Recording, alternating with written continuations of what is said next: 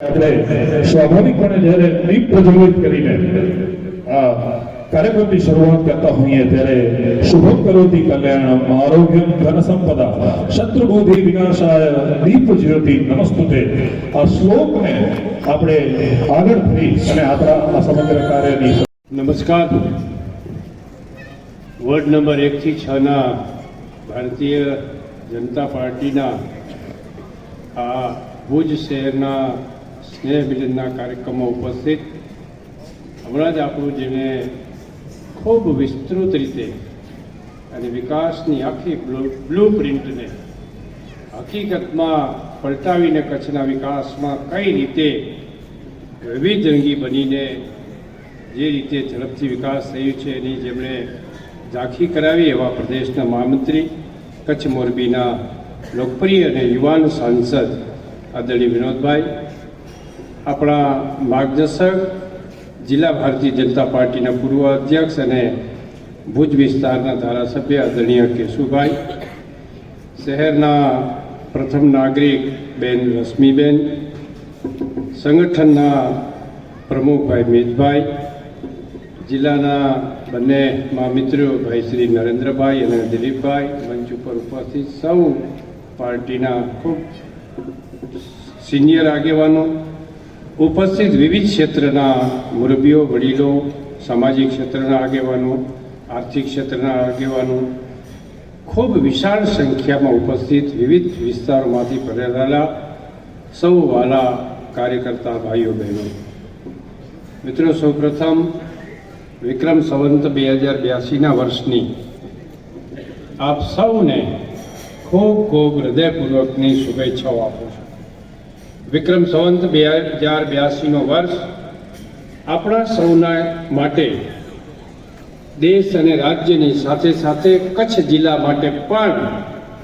ખૂબ સુગંધવંતુ બનીને જે રીતે વિકાસની ગતિ જેત ગતિએ ચાલી રહી છે એ ગતિમાં વધુ વધારો થઈને કચ્છ વધુ વિકાસની દિશામાં આગળ પ્રગતિ કરે, આપણા સૌનું શારીરિક આરોગ્ય પણ ખૂબ સારું રહે એવી ભાવના પણ આજના દિને વ્યક્ત કરું છું. મિત્રો, કચ્છને લાગે વળગે ત્યાં સુધી કચ્છ માટે એમ કહેવાય છે કે ફિનિક્સ પક્ષીની જેમ રાખમાંથી બેઠું થવાની વૃત્તિ, પ્રવૃત્તિ અને પ્રકૃતિ ધરાવતું છે. ઘણી વખત મોદી સાહેબની વાત આવે એટલે ઘણા બધા લોકો એવી વાત કરે, પરંતુ મિત્રો, કચ્છ માટે એમ કહેવાય છે કે 2047 સુધીની ડિઝાઇન મોદી સાહેબે બનાવી છે. કોંગ્રેસના સમયમાં 1947માં દેશ આઝાદ થયો અને એના પછીના 50 વર્ષો સુધી કચ્છમાં શું પ્રગતિ થઈ હતી તમને કદાચ ખબર હશે કે કચ્છ 50 ગામ ઉજ્જડ થયા હતા કચ્છના, એટલે કે દર વર્ષે સરેરાશ એક ગામ વસ્તી વગરનું થયું હતું. વસ્તી વગરનું ક્યારે થાય કે જ્યારે ગામમાં સગવડતાઓ ન હોય, સગવડતાઓ ન હોય, રોજગારી ન હોય, આર્થિક પ્રવૃત્તિઓની તકલીફ હોય, ત્યારે લોકો માઇગ્રેશન કરતા હોય છે. અને એ રીતે 50 વર્ષમાં 50 ગામ ઉજ્જડ થયા. આપણે ઘણી વખત જોતા હોઈએ છીએ કે શહેરો ઉપર ખૂબ ભારણ થતું હોય છે, લોકોને શહેરોમાં આવવા માટેની તાલાવેલી હોય છે. એનું કારણ એ હતું કે શહેરોમાં સગવડતાઓ, ગામડાઓમાં જ્યોતિગ્રામ, પાણી માટેની યોજનાઓ, નળ સે જલ યોજના, આરોગ્યની સગવડો,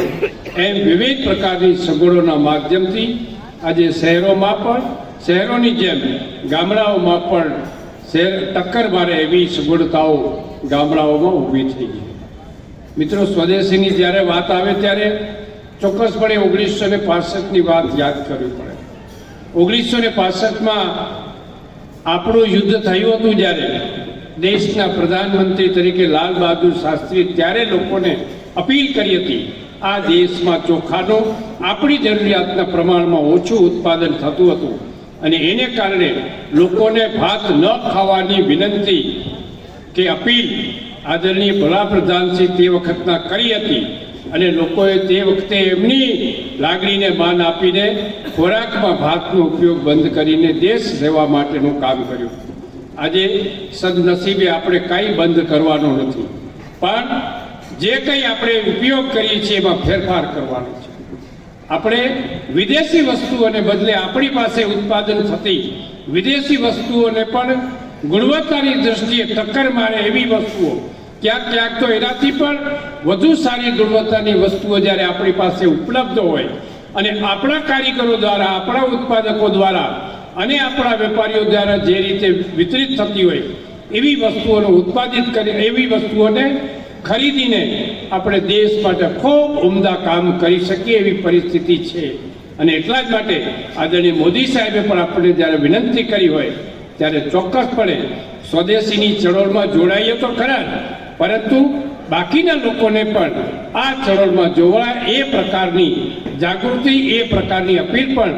નાગરિકપણે આપણે ચોક્કસપણે કરવી જોઈએ. 1 થી 6 ના સૌ નગરજનો માટેના આ સ્નેહ મિલનના કાર્યક્રમમાં આપણા સૌની વચ્ચે ઉપસ્થિત આપણા રાજ્ય સરકારના નવનિયુક્ત મંત્રીશ્રી અને જેઓ પોતે પણ એક શિક્ષણના જીવ છે અને જે વિભાગની તેઓ જવાબદારી સંભાળે છે એવા આદરણીય શ્રી ત્રિકમભાઈ છાંગા સાહેબ, આપણા વડીલ મોરબી પૂર્વ પાર્ટીના પ્રમુખ અને આપણા સ્થાનિક ધારાસભ્ય શ્રી આદરણીય કેશુભાઈ પટેલ, નગરપતિબેન શ્રી રશ્મિબેન, શહેર ભાજપના પ્રમુખ મિતેશભાઈ, મહામંત્રીશ્રીઓ આદરણીય દિલીપભાઈ, નરેન્દ્રભાઈ, સન્માન્ય બધા જ આપણા પાર્ટીના સૌ આગેવાનશ્રીઓ,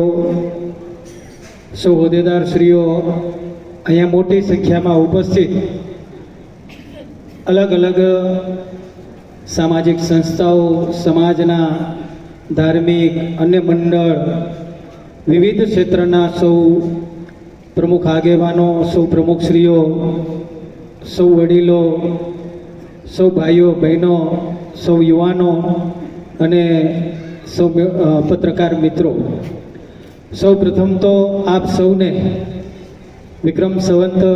2082ની મારી હૃદયપૂર્વકની શુભકામના અને શુભેચ્છા પાઠવું છું. દીપાવલી અને નૂતન વર્ષની આવનારું વર્ષ આપણા સૌ માટે સુખ સમૃદ્ધિ લઈને આવે, આપણા સૌનું સ્વાસ્થ્ય તંદુરસ્ત રહે એવી પરમાત્મા પાસે આપણે પ્રાર્થના કરીએ. આજે જ્યારે વોર્ડ નંબર 1 થી 6 ના સૌ નગરજનોનું અહીંયા સ્નેહ મિલન યોજાઈ રહ્યું છે, ત્યારે ઉપસ્થિત સર્વે નગરસેવકશ્રીઓ અને આપ સૌ પાર્ટીના પણ સૌ આગેવાનો, આપણે સૌ સાથે મળી કરીને આ નવા વર્ષની એકબીજાને શુભેચ્છાઓની આપ-લે કરીએ અને આવા સ્નેહ મિલનના માધ્યમથી, સ્નેહ ભોજનના માધ્યમથી આપણે સૌ નજીક જોડાઈએ. મિત્રો, રાજકીય રીતે વાત કરું તો આ એક માત્ર કોઈ રાજકીય પાર્ટીમાં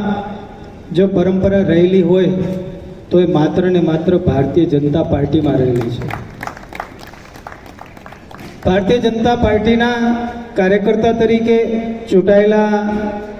સાંસદ હોય, ધારાસભ્ય હોય, નગરસેવક હોય, અન્ય જવાબદારી સંભાળતા કોઈ પણ જનપ્રતિનિધિ હોય, ત્યારે દર વર્ષે